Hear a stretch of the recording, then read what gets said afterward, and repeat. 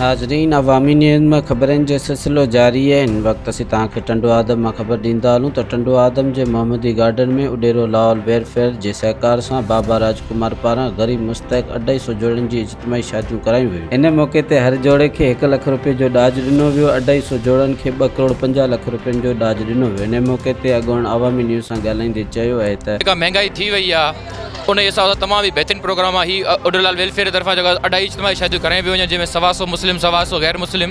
उन्हनि में ॾिसो त हर मज़हब जो माण्हू शामिल आहे, जंहिंमें हिंदू ऐं जेको ईसाई ऐं जेको आहे सो मुस्लिम सभिनी जा।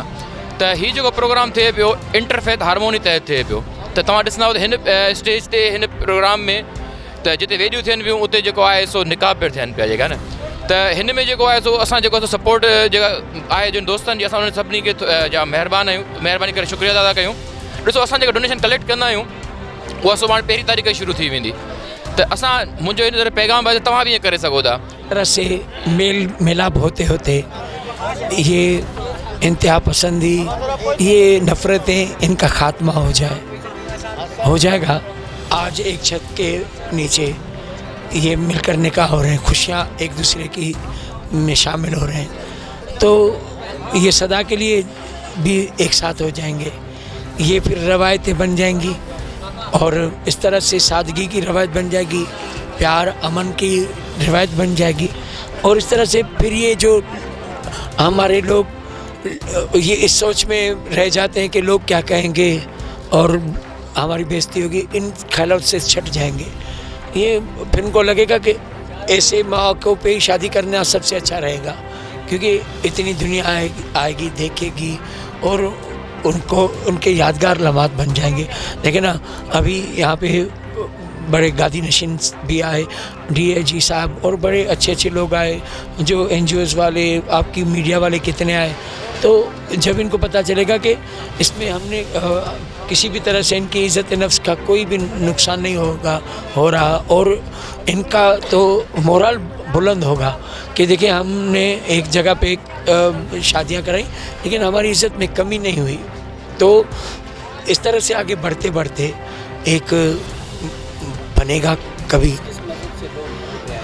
ये हिंदू मुसलमान ईसाई आपके ये कुछ जोड़े देर से पहुँचे, इसी वजह से ही जो सिस्टम है असांजो इज्तिमाही शादियुनि वारो, ये समझो तो हिकिड़े ख़िदमत ख़ल्क़ आहे। हिन में न हिंदू मुसलमान सब भाइर आहिनि, सभिनी जो कमु इक्वलिटी सां थिए पियो।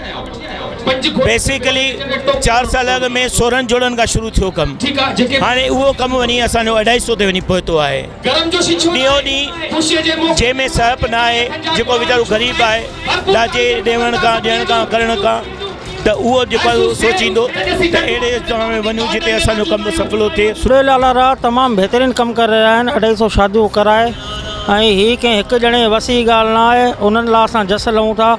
असां झूलेलाल बालक मंडली बि उन्हनि सां हर सहायता करूं था। मां बाबे राजकुमार जी टीम जो प्रॉपर वे में शादियूं थियनि पियूं। शादियूं अॻे ई थींदियूं रहंदियूं आहिनि, 250 शादियूं हिंदू तोड़े मुस्लिम जो प्रॉपर वे में, माना हिंदुनि लाइ वेडिया ऐं मुसलमान लाइ निकाह जो सिस्टम, मौलवी वग़ैरह सभु अरेंजमेंट तमामु बहितरीनु इंतज़ाम आहे।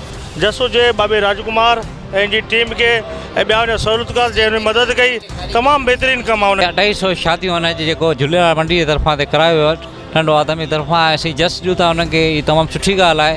ऐं शेवा जे मौक़े में जेके बि माण्हू आहिनि उन सां असीं हुनखे भलेकार चऊं था।